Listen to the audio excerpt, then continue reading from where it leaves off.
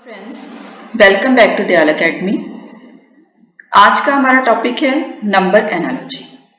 इससे पहले हम वर्ड एनालॉजी डिस्कस कर चुके हैं।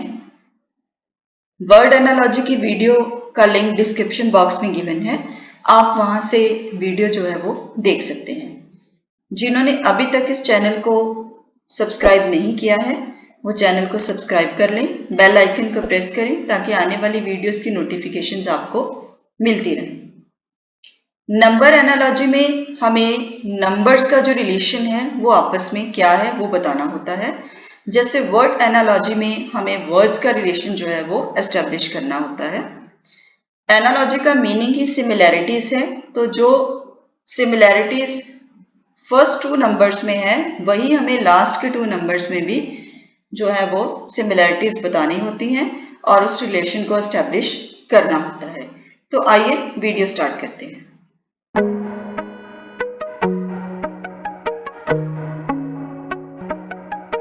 नंबर एनालॉजी के क्वेश्चन को सॉल्व करने के लिए एक ऑर्डर ऑफ प्रेफरेंस को फॉलो करना पड़ता है, लेकिन वो ऑर्डर बताने से पहले मैं आपको एक एग्जांपल बताऊंगी जिससे कि आपको उस ऑर्डर को समझना इजी हो जाएगा। सपोज आपके पास एक क्वेश्चन है 4:9 और 25 क्या होगा वो आपको फाइंड आउट करना है, और जो ऑप्शंस आपको गिवन है उसमें 49, 36 एंड 126 आपके पास आंसर गिवन है। तो कुछ स्टूडेंट जो हैं वो इसको इस तरह से सॉल्व करेंगे कि 4 is the 2 square, 9 is the 3 square and 25 is the 5 square। तो वो ये देखेंगे कि 2 और 3 क्या है, प्राइम नंबर्स हैं, तो 5 के बाद भी जो है वो प्राइम नंबर ही आना चाहिए, तो वो 7 का स्क्वायर करेंगे और उनके अकॉर्डिंगली इसका आंसर 49 हो जाएगा। कुछ स्टूडेंट इसको 2 square 4, 3 square 9, 5 square 25 करेंगे और ये सपोज करेंगे कि 2 के बाद 3 आ रहा है तो ये सीक्वेंस में आ रहा है, तो इसलिए वो 5 के बाद जो है वो 6 स्क्वायर करेंगे, तो उनके अकॉर्डिंगली आंसर हो जाएगा 36। कुछ स्टूडेंट जो है वो क्यूबिक लॉजिक जो है वो लगाएंगे, 2 का स्क्वायर, उसके बाद अगर वो 2 का क्यूब करते हैं तो वो बन जाता है 8, और अगर उसमें हम 1 प्लस कर दें तो वो हो जाएगा 9। इसी तरह 5 का स्क्वायर हो गया 25, तो 5 का क्यूब 125 प्लस 1 126, तो उनके अकॉर्डिंगली जो आंसर बन जाएगा 126। अब अगर देखा जाए तो ये तीनों लॉजिक जो है वो सही हैं, तो अकॉर्डिंग टू द ऑप्शन जो तीनों आंसर हैं वो सबके सही होने चाहिए, लेकिन ऐसा नहीं है क्योंकि आंसर तो एक ही है जो करेक्ट होगा। तो अब इनमें से सभी के लॉजिक ठीक हैं, तो आंसर किसका करेक्ट होगा ये हमें देखना है। तो उसके लिए हमें ऑर्डर ऑफ प्रेफरेंस जो है उसको फॉलो करना पड़ेगा। तो according to the order of preference in number analogy, सबसे पहले अगर आपका क्वेश्चन प्राइम नंबर मेथड से सॉल्व होता है तो वही इसका आंसर होगा। अगर नहीं सॉल्व होता है, जो ऑप्शंस में आंसर गिवन है वो प्राइम नंबर के अकॉर्डिंगली नहीं आते हैं, then you will use the cubic method.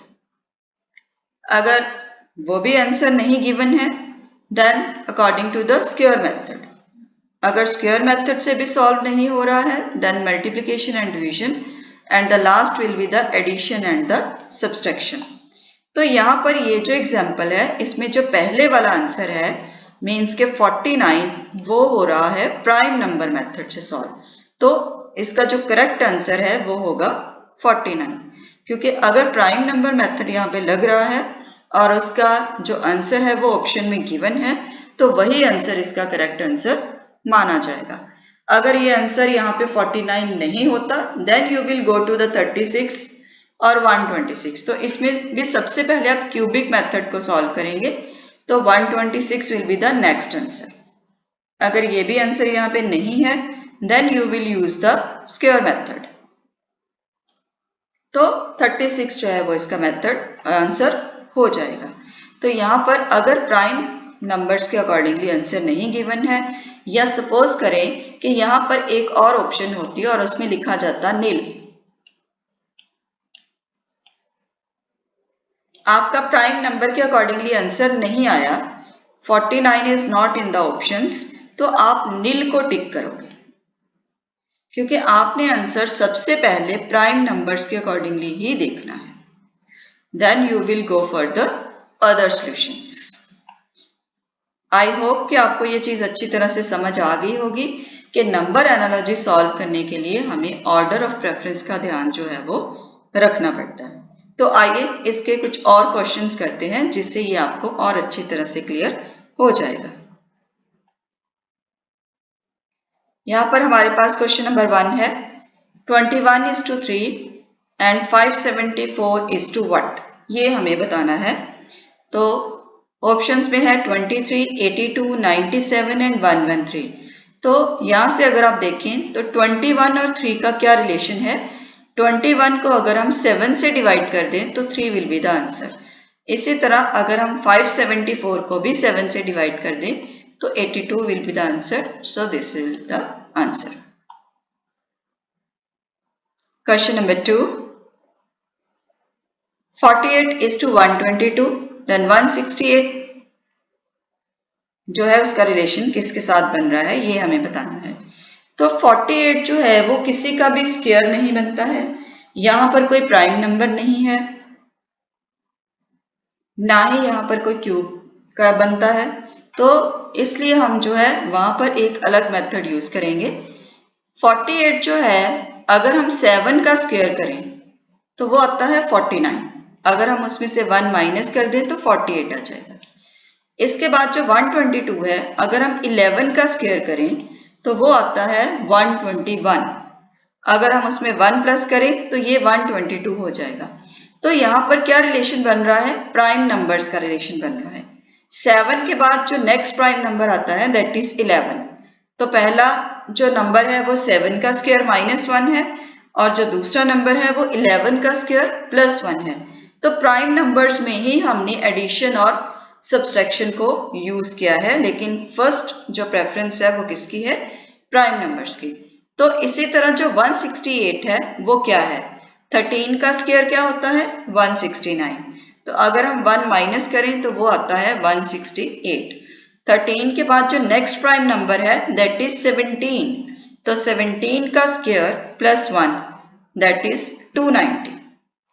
तो this will be the answer. Question number 3 में 17:52 एंड 1 what, 3, 4, 5 और 51।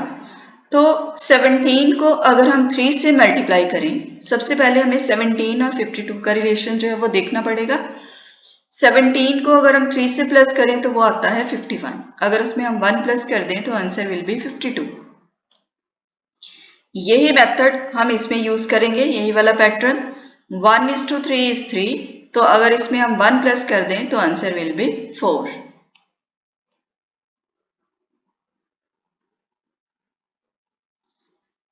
Then question number 4 is 121:12, then 25:1, 2, 6 and 7। तो यहाँ पर भी हम 121 और 12 का पहले जो रिलेशन है वो फाइंड आउट करेंगे कि उनका आपस में क्या रिलेशन है। 121 जो है वो 11 का स्क्वायर होता है और जो 12 है वो 11 + 1 है। इसी तरह जो 25 और वो 5 का स्क्वायर है। तो नेक्स्ट जो पैटर्न है वो हम यही यूज करेंगे। 11 + 1 था तो यहाँ पर क्या हो जाएगा 5 + 1, then answer will be 6। Number analogy के क्वेश्चन में आपको कोई भी नंबर जो है वो फाइंड आउट करने के लिए बोला जा सकता है। वो यहाँ पे भी क्वेश्चन मार्क हो सकता है, यहाँ पे भी क्वेश्चन मार्क हो सकता है, यहाँ पे भी हो सकता है। तो आपको पहले इनका रिलेशन जो है वो आपस में एस्टेब्लिश करना है और उसके बाद ही आप इनका आंसर जो है वो करेक्ट दे पाएंगे। देन क्वेश्चन नंबर 5, 68:130 और हमें पहले वाला नंबर जो है वो फाइंड आउट करना है और सेकंड नंबर हमें गिवन है 350। तो पहले हम 68 और 130 के बीच में जो रिलेशन है वो फाइंड आउट करेंगे। 68 और 130 के बीच में जो रिलेशन है वो कुछ इस तरह से बनता है। अगर हम 4 का क्यूब कर दें तो वो आता है 64, क्योंकि डायरेक्टली 68 जो है वो नहीं आता। तो 4 का क्यूब क्या आता है 64। अगर उसमें हम वही नंबर मीन्स के 4 ही प्लस कर दें तो आंसर विल बी 68। इसी तरह अगर हम 5 का क्यूब करें तो वो आता है 125। तो उसमें भी अगर हम 5 प्लस कर दें तो आंसर विल बी 130। तो यहाँ पर ये पैटर्न बन रहा है 4 का और 5 का। अब अगर ये 4 और 5 का बन रहा है तो नेक्स्ट हमें देखना पड़ेगा कि क्या 350 में 7 का रिलेशन बनता है। तो 350 के लिए हम क्या करेंगे, 7 का क्यूब प्लस 7, 7 क्यूब प्लस 7 जो है वो आता है 350, 343 plus 7 that will be 350।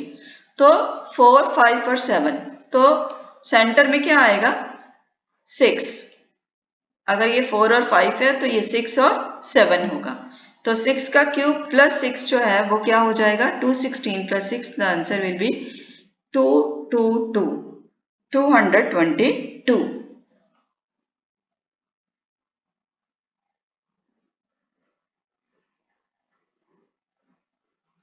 Question number 6, 49, 81, 100 and the next number is 64, 144, 169 and none of these. तो 49 का यहाँ पे जो रिलेशन है अगर हम डायरेक्टली देखें तो बहुत सिंपल रिलेशन है। 7 स्क्वायर 49 होता है और 9 स्क्वायर 81 होता है। इसी तरह ये है 10 का स्क्वायर, तो 7 के बाद ये 9 आ रहा है, इट मीन्स कि 7 और 9 के बीच में 1 का डिफरेंस है। मीन्स के 7 स्क्वायर के बाद 8 स्क्वायर नहीं है, 9 स्क्वायर है। तो 10 स्क्वायर के बाद भी क्या होगा 12 स्क्वायर। 11 का स्क्वायर हम नहीं करेंगे, उसी पैटर्न के अकॉर्डिंगली चलेंगे। तो 12 का स्क्वायर होगा 144। So the answer will B 144। 7 plus 2 9 और 10 प्लस 2 12।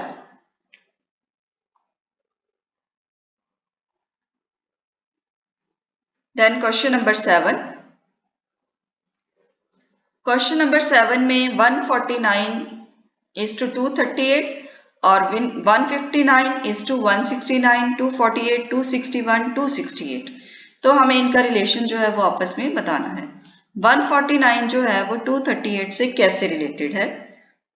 तो यहाँ पर कोई भी स्क्वायर, क्यूब या कुछ भी जो है प्राइम नंबर्स का नहीं रिलेशन बनता है। तो यहाँ पर हम कौन सा रिलेशन यूज करेंगे, एडिशन का। अगर हम 149 में 89 प्लस कर दें तो वो आ जाता है 239, 238। इन दोनों के बीच में जो डिफरेंस है वो क्या है 89 का। तो अगर हम 149 में प्लस करें 89, 238 में से 149 को माइनस कर दें तो डिफरेंस आता है 89। मीन्स के अगर हम 149 में 89 प्लस करते हैं तो आंसर विल बी 238। इसी तरह नेक्स्ट में भी हम यही पैटर्न यूज करेंगे। फर्स्ट नंबर इज 159, तो 159 में 89 को प्लस कर देंगे, answer will B 248।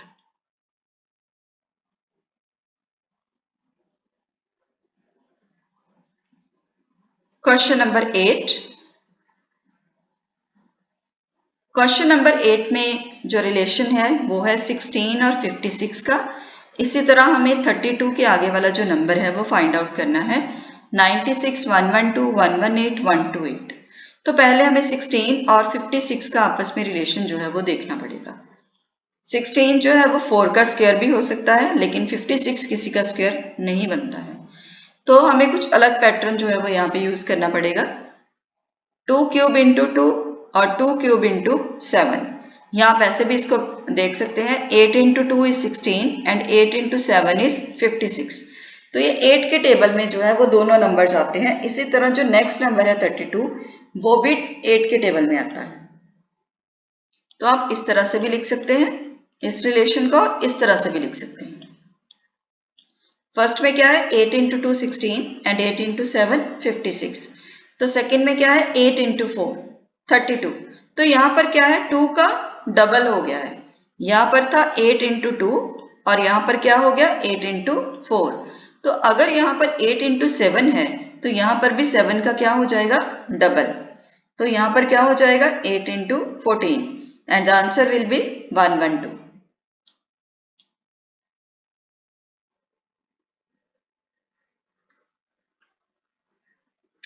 Question number 9। Question number 9 में हमें पॉइंट्स में नंबर्स गिवन है 0.16 एंड 0.0016। इनका आपस में क्या रिलेशन है ये हमें फाइंड आउट करना है। तभी हम जो नेक्स्ट नंबर है 1.02 उसके आगे वाला जो नंबर है वो फाइंड आउट कर पाएंगे।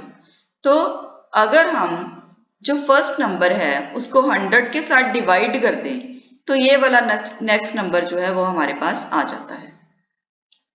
तो यही पैटर्न हम इसमें यूज करेंगे।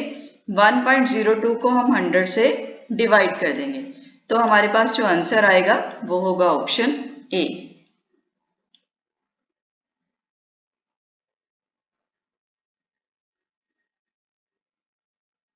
Question number 10। क्वेश्चन नंबर 10 में आपको 8:256 गिवन है और आपको ये बताना है कि 8:256 का जो रिलेशन है वो इनमें से किस में ये रिलेशन जो है वो बन रहा है। तो उसके लिए पहले हमें 8 और 256 का जो रिलेशन है वो फाइंड आउट करना पड़ेगा। तो वो कुछ इस तरह से होगा।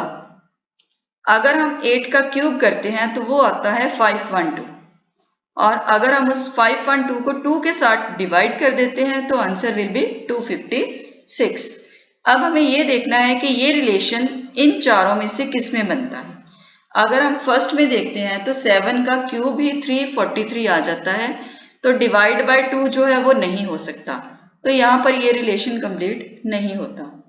देन अगर हम 9 का क्यूब करते हैं तो वो 729 आता है और अगर हम उसको फर्दर 2 से डिवाइड करते हैं तो वो पॉइंट्स में कुछ आंसर आता है, तो ये वाला रिलेशन इसका भी बी का नहीं बनता।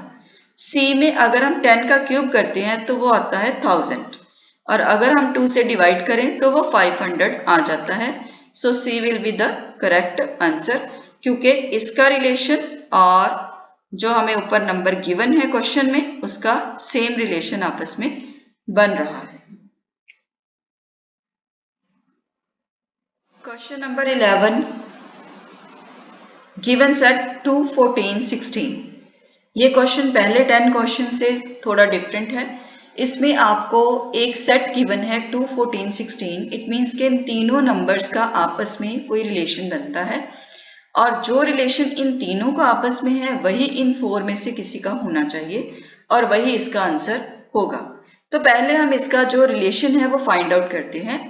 2 × 1 2, तो इसी नंबर से हम आगे देखेंगे फर्दर। 2 × 7 14 एंड 2 × 8 16।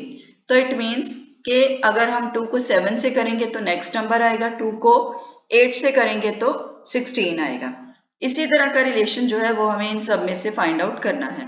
तो अगर हम फर्स्ट में देखें ए ऑप्शन में, तो 2 को किससे मल्टीप्लाई करेंगे कि 7 आएगा, ऐसा कोई नंबर नहीं है। 2 को किसी से हम मल्टीप्लाई नहीं कर सकते हैं, 9 नहीं आएगा। लेकिन अगर हम 3 को 7 से मल्टीप्लाई करते हैं तो 21 आता है और 8 से करते हैं तो 24 आता है। तो सेम यही पैटर्न जो है वो इसमें बन रहा है। यहां पर 2 से था, यहां पर 3 से है, तो आंसर विल बी सी।